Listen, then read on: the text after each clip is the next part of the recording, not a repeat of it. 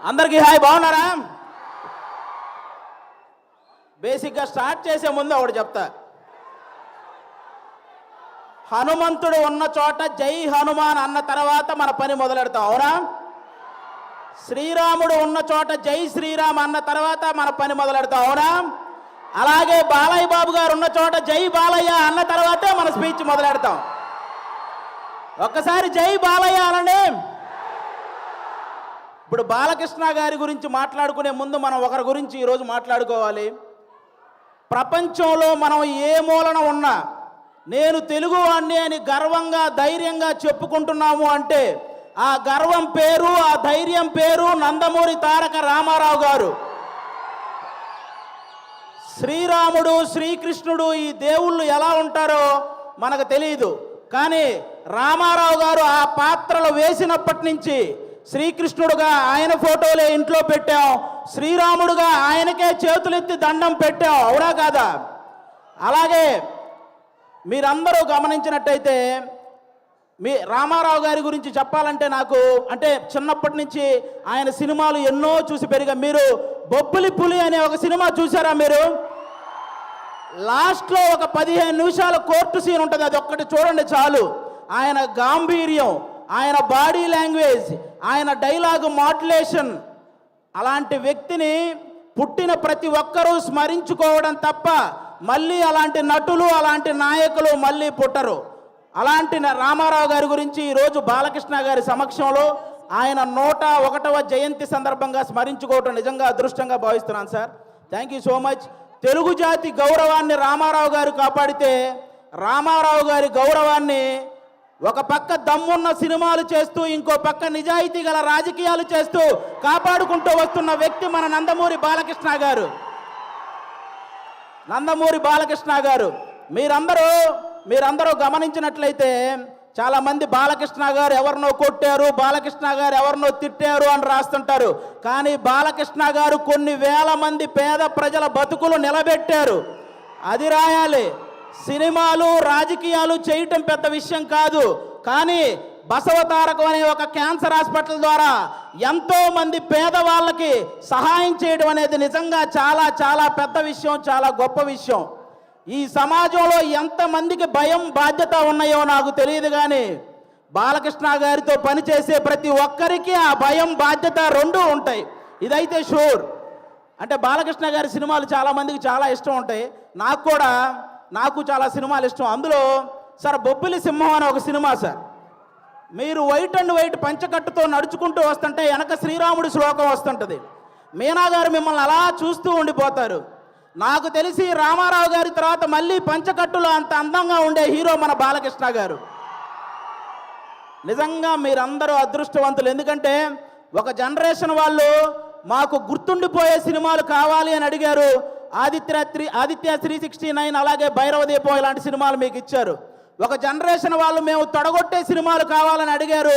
సమరసింహారెడ్డి, నరసింహనాయుడు అనే సినిమాలు మీకు ఇచ్చారు. ఒక జనరేషన్ వాళ్ళు మేము కాలర్ ఎగరేసే సినిమాలు కావాలన్నారు, సింహ లాంటి సినిమా మీకు ఇచ్చారు.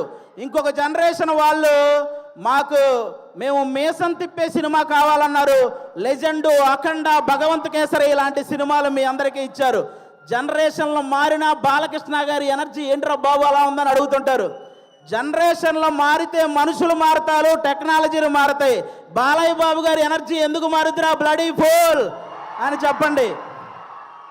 అంటే స్టాక్ మార్కెట్ గ్రాఫ్ అయినా పెరగటం తగ్గటం ఉంటుంది, కానీ ప్రజెంట్ బాలయ్య బాబు గారి మార్కెట్ గ్రాఫ్ పెరగటం తప్ప తగ్గటం లేదు.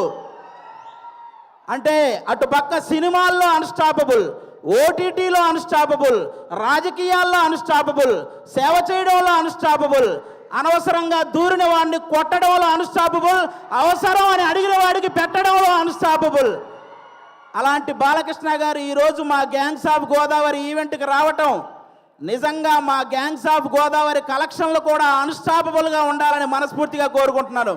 మా సినిమా ఎలా ఉండబోతుంది అంటే 10 నిమిషాల్లో క్లోజ్ అయ్యే పబ్బు ముందు జై బాలయ్య అనే స్లోగన్స్ వస్తే ఎంత కిక్ వస్తుందో మా గ్యాంగ్స్ ఆఫ్ గోదావరి సినిమా అంత కిక్ ఇస్తుంది మీకు. బాలకృష్ణ గారి చేతిలో ఉన్న మైక్ స్టైల్గా అలా ఎగరేసి పట్టుకున్నప్పుడు ఎంత కిక్ వస్తుందో మా గ్యాంగ్స్ ఆఫ్ గోదావరి సినిమా అంత కిక్ వస్తుంది. బాలకృష్ణ గారు ఇంట్రెస్టింగ్గా మాట్లాడుతున్నప్పుడు మధ్యలో ఫోన్ వస్తే ఆ ఫోన్ తీసి స్టైల్గా ఇసిరేసినప్పుడు ఎంత కిక్ వస్తుందో మా గ్యాంగ్స్ ఆఫ్ గోదావరి సినిమా అంత కిక్ వస్తుంది. పద్ధతిగా ఫోటో దిగాల్సినోడు ఫోన్ తెచ్చి మొహాన పెట్టినప్పుడు బాలకృష్ణ గారు అలా తడితే మీకు ఎంత కిక్ వస్తుందో మా గ్యాంగ్స్ ఆఫ్ గోదావరి సినిమా అంత కిక్ వస్తుంది. బాలకృష్ణ గారి సినిమాల్లో సెకండ్ హాఫ్లో వచ్చే క్యారెక్టర్ మనకి ఎంత కిక్కిస్తుందో ఈ గ్యాంగ్స్ ఆఫ్ గోదావరి సినిమా కూడా అంత కిక్కిస్తుంది. ఫైనల్గా ఒక మాటలో చెప్పాలంటే మ్యాన్షన్ హౌస్ వేస్తే ఎంత కిక్ వస్తుందో మా గ్యాంగ్స్ ఆఫ్ గోదావరి కూడా అంతే కిక్కిస్తుంది. ఒక్క మాట బాలయ్య బాబు గారి పర్మిషన్తో చెప్పాలనుకుంటున్నాను. రేపొద్దున నందమూరి నటసింహం, కొనిదెల కొదమసింహం అసెంబ్లీలో అడుగు పెడితే ఎంత కిక్ వస్తుందో మా గ్యాంగ్స్ ఆఫ్ గోదావరి కూడా అంతే కిక్ వస్తుంది. ఇది మీరందరూ గుర్తుపెట్టుకోవాలని నేను కోరుకుంటున్నాను. అలాంటి బాలయ్య బాబు గారు ఈరోజు మా ఈవెంట్కి రావడం నిజంగా మా అదృష్టం. Thank you sir, thank you so much. ఈ సినిమాలో విశ్వక్సేన్ గారు ఒక 28 ఏళ్ల కుర్రాడు రత్న అనే పేరుతో థియేటర్లో చేయబోయే మాస్ జాతరను మీరందరూ రేపు 31వ తేదీ చూడబోతున్నారు. మామూలు విషయం కాదు. అతను విశ్వక్సేన్ అనే అతను సినిమాలు చేస్తే ఒకటి పెట్టిన డబ్బులు వెనక్కి వస్తాయి, లేకపోతే లాభాలు వస్తాయి, నష్టాలు మాత్రం రావు. అలాంటి పర్ఫార్మర్ అతను. 24 క్రాఫ్ట్స్ మీద పట్టున్న వ్యక్తి మన విశ్వక్సేన్ గారు. అలాంటి వ్యక్తికి ఈ సినిమా పెద్ద విజయాన్ని ఇవ్వాలని మనస్ఫూర్తిగా కోరుకుంటున్నాను. ఇక డైరెక్టర్ కృష్ణ చైతన్య గారు తన మైండ్లో గుర్తొచ్చిన డైలాగుని మీ మైండ్లో గుర్తుండిపోయేలా రాసే రైటర్ కమ్ డైరెక్టర్ మన కృష్ణ చైతన్య గారు. మనందరికీ త్రివిక్రమ్ గారు అంటే చాలా ఇష్టం. త్రివిక్రమ్ గారికి కృష్ణ చైతన్య అనే వ్యక్తి చాలా ఇష్టం. కాబట్టి ఈ సినిమాలో ముఖ్యంగా కుప్పలుగా డైలాగులు ఉంటాయి. మీరు అవన్నీ కూడా ఎంజాయ్ చేస్తారు. నెక్స్ట్ అంజలి గారు మిమ్మల్ని సీత అనే ఒక క్యారెక్టర్తో మైమరిచిపోయేలా చేసింది. గీతాంజలి అనే ఒక క్యారెక్టర్తో భయపించేలా చేసింది. ఈరోజు ఈ రత్నమాల క్యారెక్టర్తో ఆ 2 క్యారెక్టర్లు మర్చిపోయేలా చేయబోతుంది అంజలి గారు. ఇంకో పక్క మా నేహా శెట్టి డీజే టిల్లునే భయపెట్టిన రాధిక. ఈ సినిమాలో రత్నాకి భయపడబోతున్న బుజ్జి లాగా తను చూడబోతున్నారు. రాధికాని మర్చిపోతారు, బుజ్జిని గుర్తుపెట్టుకుంటారు. షూర్ షాట్గా చెప్తున్నాను. ఈ గ్యాంగ్స్ ఆఫ్ గోదావరి సినిమాతో మీ అందరికి ఇంకో మాట కూడా చెప్తాను. ఒక హీరోని అభిమానిస్తే ఇంకో హీరోకి వ్యతిరేకమేమో అనుకునే వాళ్ళందరికీ నేను చెప్తున్నాను, మాకు తెలుగు సినిమా అంటే పిచ్చి, తెలుగు హీరోలు అంటే పిచ్చి. అందరినీ అభిమానిస్తాం, అందరినీ గౌరవిస్తాం. తెలుగు సినిమా బాగుంటే టోటల్ అందరం బాగుంటామని భావిస్తాం. అలాంటి ఈరోజు మీరందరూ కూడా ఈ సినిమాకి వచ్చి మా సినిమాని ఆశీర్వదించడానికి వచ్చినందుకు థ్యాంక్ యూ సో మచ్. అలాగే ఈ మధ్య థియేటర్కి జనాలు రావటం కొంచెం తగ్గింది. అందరూ కూడా ఎందుకంటే ఎవరైతే ప్రేక్షకులకి అలాగే సోషల్ మీడియాలో ఉన్న రివ్యూవర్స్కి మీ అందరికీ కూడా తెలుగు సినిమాని కాపాడాల్సిన బాధ్యత మీ అందరి మీద ఉందని మనస్ఫూర్తిగా కోరుకుంటున్నాను. ప్రొడ్యూసర్స్ని దృష్టిలో పెట్టుకొని రివ్యూలు రాయాలని కోరుకుంటున్నాను. ఎందుకంటే ఒక సినిమా పోతే ఇంకో సినిమా చేయడానికి హీరో అనేవాడు మనోధైర్యం తెచ్చుకుంటే చాలు, కానీ ప్రొడ్యూసర్ అనేవాడు మనోధైర్యంతో పాటు మనీ కూడా తెచ్చుకోవాలి. కాబట్టి ఆయన గురించి ఆలోచించి ఈసారి రివ్యూలన్నీ రాయాలని, తెలుగు సినిమాని బ్రతికించాలని మనస్ఫూర్తిగా కోరుకుంటున్నాను.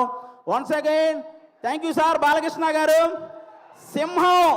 సింహం ఆ టైంకి మిగిలి ఉన్న జంతువులన్నింటినీ వేటాడేస్తుంది. బాలకృష్ణ గారు ఆ టైంకి ఉన్న రికార్డులన్నింటినీ వేటాడేస్తూ ఉంటారు. అది బాలకృష్ణ గారు. Thank you so much. జై తెలుగు సినిమా. Thank you. అది ఒక డైలాగ్ కూడా చెప్పేరాదు బాలయ్య బాబు గారి డైలాగా? ఓటీటీ అయినా సినిమా అయినా పొలిటికల్ అయినా నాన్ పొలిటికల్ అయినా ఆయన దిగనంత వరకే. Once he step in history repeats. Thank you so much Aadi. Thank you so much. అసలు ఆది మాట్లాడుతున్నంతసేపు బాలయ్య